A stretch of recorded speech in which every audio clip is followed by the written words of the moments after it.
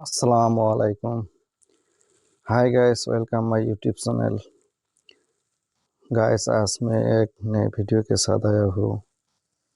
इस वीडियो का टाइटल है दज्जाल। दज्जाल के बारे में बताया है, दज्जाल का फितना और दज्जाल का पैदाइश। तो इस वीडियो में क्या क्या बताया है, चलो सुनते हैं और वीडियो को अंत तक देखिए और लाइक कमेंट शेयर सब्सक्राइब कीजिए। चलो चलते हैं, वीडियो स्टार्ट करते हैं।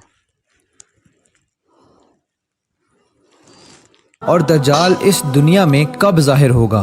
दोस्तों, इन सारे सवालों के जवाब आज की इस वीडियो में मैं आपको कुरान और हदीस की रोशनी में बताऊंगा। लिहाजा आपसे दरख्वास्त है कि मेरी इस वीडियो को पूरा एंड तक ज़रूर देखिएगा। दोस्तों, नबी पाक सल्लल्लाहु अलैहि वसल्लम ने इरशाद फरमाया कि क़यामत उस वक्त तक कायम नहीं होगी जब तक कि दज्जाल इस दुनिया में ज़ाहिर ना हो जाए। दज्जाल की ज़ाहिरी निशानियाँ और शक्लो सूरत के बारे में नबी पाक सल्लल्लाहु अलैहि वसल्लम ने इरशाद फरमाया कि दज्जाल छोटे कद का होगा और वो बदसूरत होगा, और वो एक आंख से अंधा होगा और उसके दोनों पाँव टेढ़े होंगे और उसके जिस्म में बहुत ज्यादा बाल होंगे। उसके सर के बाल घुंघराले होंगे और उसका रंग सुर्ख या गंदमी होगा और उसकी नाक तोते की चोंच जैसी होगी। और दज्जाल की सबसे वाज़ेह निशानी ये होगी कि उसके माथे पर काफ फा रा लिखा होगा, जिसको हर मुसलमान पढ़ लेगा, चाहे वो पढ़ा लिखा हो या फिर अनपढ़ हो, लेकिन काफिर और फासिक लोग इसको ना पढ़ सकेंगे।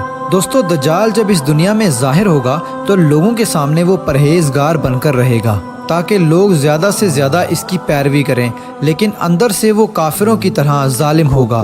दज्जाल सबसे पहले नबूवत का दावा करेगा। जब उसके मानने वालों की तादाद ज़्यादा हो जाएगी तो उसके बाद ये खुदाई का दावा कर देगा। दज्जाल एक बहुत बड़ी सवारी पर सवार होकर पूरी रूए ज़मीन पर गर्दिश करेगा। वो सवारी इतनी बड़ी होगी कि उसकी आंखों का दरमियानी फासला 40 गज होगा। दोस्तों, दज्जाल के पास बेशुमार ताकत और बेशुमार मालो दौलत के खजाने होंगे। इस रूए ज़मीन की ज़्यादातर नहरों पर इसका कब्जा होगा और इसकी इजाज़त के बगैर कोई भी पानी ना पी सकेगा।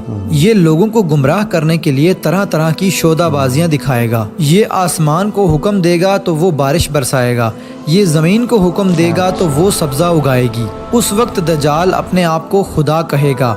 जो लोग इसके पैरोकार बन जाएंगे उनको ये माला माल कर देगा और वो लोग ऐशो इशरत की ज़िंदगी गुजारेंगे, और जो लोग दज्जाल को खुदा मानने से इनकार कर देंगे तो ये उनको कत्ल कर देगा। दोस्तों, दज्जाल बिजली से भी ज़्यादा तेज़ रफ्तार से इस ज़मीन के अंदर गर्दिश करेगा और वो दुनिया के हर कोने में जाएगा। उस वक्त दुनिया के तमाम काफिर और इसराइली लोग इसकी हिमायत करेंगे और इसकी जमात के साथ शामिल हो जाएंगे, लेकिन जो सच्चा मुसलमान होगा वो इसको पहचान लेगा और इसको मानने से इनकार कर देगा। दज्जाल पूरी रूए ज़मीन में फितना और फसाद फैलाने के बाद मक्का मुकरमा और मदीना मुनव्वरा की तरफ रवाना होगा। जब ये मक्का में दाखिल होने की कोशिश करेगा तो इसको मक्का में दाखिल होने से रोक दिया जाएगा और आखिरकार मक्का से जलीलो ख्वार होकर मदीना मुनव्वरा की तरफ जाएगा। उस वक्त मदीना मुनव्वरा के 7 दरवाजे होंगे और हर दरवाजे पर अल्लाह तबारक व तआला की तरफ से एक निगहबान फरिश्ता मुकर्रर होगा जो इसको मदीना मुनव्वरा में दाखिल होने नहीं देगा। उस वक्त दज्जाल मक्का और मदीना के बाहर खड़े होकर एक खौफनाक चीख मारेगा।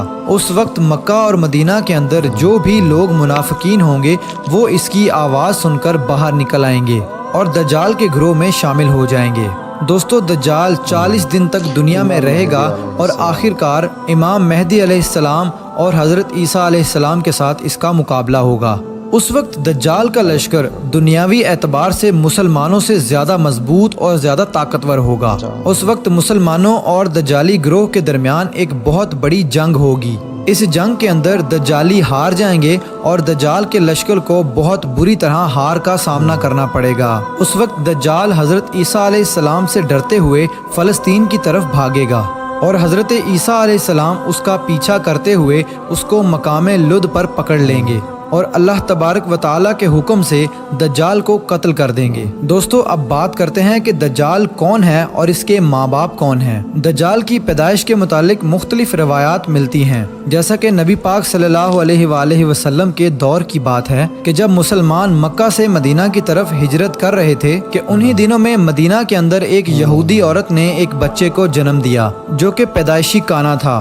پیدائش کے اعتبار سے یہ بچہ بہت عجیب و غریب تھا۔ بچپن میں یہ بچہ مدینے کے اندر بچوں کے ساتھ کھیلا کرتا تھا اور آہستہ آہستہ یہ بچہ مدینے کے اندر مشہور ہونے لگا اور مدینے کے اندر اس نے اپنے اوپر وحی آنے کا دعویٰ کر دیا اور یہ بچہ لوگوں کے ساتھ عجیب و غریب اور پر اسرار باتیں کرنے لگا۔ جب اس کی ماں کو یہ علم ہوا تو اس کی ماں حضور پاک صلی اللہ علیہ وآلہ وسلم کی خدمت میں آئی اور اپنے بیٹے کا سارا حال نبی پاک صلی اللہ علیہ وآلہ وسلم کو بتایا، اور اس بچے کی ماں حضرت محمد صلی اللہ علیہ وآلہ وسلم سے گزارش کرنے لگی کہ آپ اس بچے کا معائنہ کریں کہ یہ کیا کر رہا ہے۔ ایک دن آپ صلی اللہ علیہ وآلہ وسلم صحابہ کرام کے ہمراہ اس بچے کا معائنہ کرنے کے لیے اس کے گھر کی طرف روانہ ہوئے تو آپ نے رستے میں اس بچے کو انصاری بچوں کے ساتھ کھیلتے ہوئے دیکھا۔ اس بچے کا نام ابن سیاد تھا۔ اس وقت آپ صلی اللہ علیہ وآلہ وسلم کے ساتھ عمر بن خطاب رضی اللہ تعالی عنہ اور دیگر صحابہ کرام بھی موجود تھے۔ اس وقت ابن سیاد بلوغت کے قریب تھا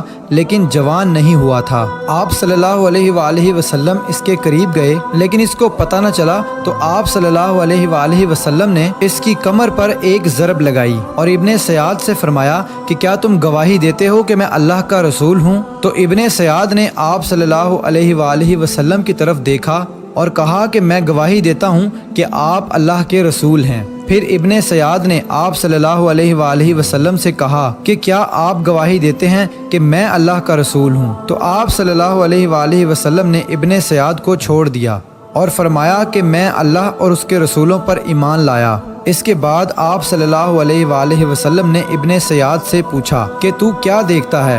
تو ابن سیاد نے کہا کہ میں سمندر پر عرش دیکھتا ہوں۔ تو اس وقت آپ صلی اللہ علیہ وآلہ وسلم نے ارشاد فرمایا کہ وہ ابلیس کی چال ہے۔ تو اس وقت ابن سیاد نے حضرت محمد صلی اللہ علیہ وآلہ وسلم کو بتایا کہ میرے پاس سچی اور جھوٹی خبریں آتی ہیں۔ یہ بات سن کر آپ صلی اللہ علیہ وآلہ وسلم نے فرمایا پھر تو تیرا معاملہ الٹ ہو گیا۔ اس کے بعد آپ صلی اللہ علیہ وآلہ وسلم نے ابن سیاد سے فرمایا کہ میں نے تیرے لیے ایک چھپانے والی چیز چھپائی ہے۔ دراصل اس وقت آپ صلی اللہ علیہ وآلہ وسلم نے اپنے دل کے اندر لفظ دخان سوچا تھا۔ تو ابن سیاد آپ صلی اللہ علیہ وآلہ وسلم سے کہنے لگا کہ آپ نے دل کے اندر جو چیز چھپائی ہے وہ الدخ ہے۔ تو اس پر آپ صلی اللہ علیہ وآلہ وسلم نے ارشاد فرمایا کہ ذلیل ہو جا، تیری قدرت بڑھ نہیں سکتی۔ اس وقت حضرت عمر رضی اللہ تعالی عنہ نے فرمایا کہ اگر آپ مجھے اجازت دیں تو میں اس کی گردن اڑا دوں۔ اس وقت آپ صلی اللہ علیہ وآلہ وسلم نے ارشاد فرمایا کہ اسے چھوڑ دو، کہ اگر تو یہ سچا ہے تو اسے قتل نہیں کر سکتا اور اگر یہ جھوٹا ہے تو اسے قتل کرنے میں کوئی بھلائی نہیں۔ دوستو مدینے کے لوگ ابن سیاد کے بارے میں کہا کرتے تھے کہ بعض شیاطین اس کے پاس آتے تھے جو اسے عرش الہی کی خبریں دیا کرتے تھے، جبکہ آپ صلی اللہ علیہ وآلہ وسلم نے ابن سیاد کے بارے میں سکونت اختیار کی ہے، کیونکہ آپ صلی اللہ علیہ وآلہ وسلم کی طرف یہ وحی نہیں کی گئی کہ ابن سیاد کی حقیقت کیا ہے، جبکہ بعض لوگ ابن سیاد کو ہی دجال مانتے ہیں اور چند صحابہ کرام کا خیال بھی یہی تھا۔ اور ایک دوسری روایت میں ملتا ہے کہ حضرت عمر رضی اللہ تعالی عنہ آپ صلی اللہ علیہ وآلہ وسلم کے سامنے ابن سیاد کو دجال کہا کرتے تھے، لیکن آپ صلی اللہ علیہ وآلہ وسلم نہ ہی اس بات کا اقرار کرتے اور نہ ہی انکار کرتے۔ دوستو ابن سیاد کے اندر ایسی بہت ساری نشانیاں موجود تھی جو کہ ہو بہو دجال کی نشانیاں تھی۔ یہی وجہ ہے کہ اس دور کے اندر صحابہ کرام بھی ابن سیاد کو دجال کہا کرتے تھے، اور بعض مفسرین کا یہ کہنا ہے کہ ابن سیاد ہی وہ شخص ہے جو قیامت کے قریب دجال بن کر ظاہر ہوگا۔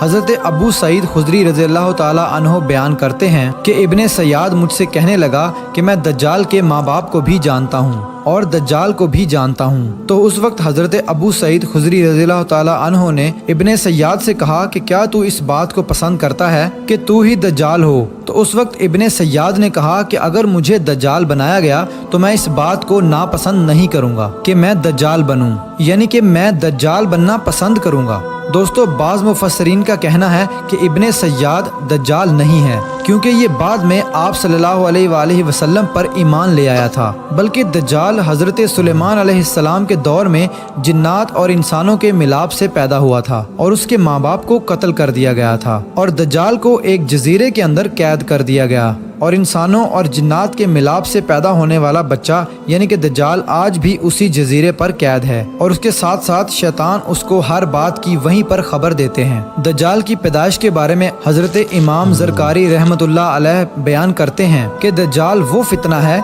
जिसको अल्लाह तबारक व तआला ने उस वक्त पैदा फरमाया जिस वक्त हजरत आदम अलैहिस्सलाम को जन्नत से निकाला गया था और दज्जाल को बिना माँ बाप के पैदा किया गया। दोस्तों हकीकत तो ये है कि दज्जाल क़यामत के करीब ज़ाहिर होगा और उसकी जो जो निशानियां होंगी वो आप सल्लल्लाहु अलैहि वसल्लम की अहादीस में वाज़े तौर पर मिल जाती हैं। लेकिन ये दज्जाल कहाँ है और ये कहाँ से आया और ये कैसे पैदा हुआ और इसके माँ बाप हकीकी तौर पर कौन हैं, इसके बारे में किसी को कोई इल्म नहीं है। इसका इल्म सिर्फ अल्लाह तबारक व तआला की ज़ात के पास है। अल्लाह पाक ही बेहतर जानता है कि दज्जाल हकीकत में कौन है और वो कैसे पैदा हुआ। अल्लाह तबारक व तआला से दुआ है कि अल्लाह पाक अपने प्यारे हबीब हज़रत मोहम्मद सल्लल्लाहु अलैहि वसल्लम के सदक़े हम सबको दज्जाल के फितने से बचाए और ईमान की सलामती के साथ हमें ज़िंदगी गुजारना और मरना नसीब फरमाए।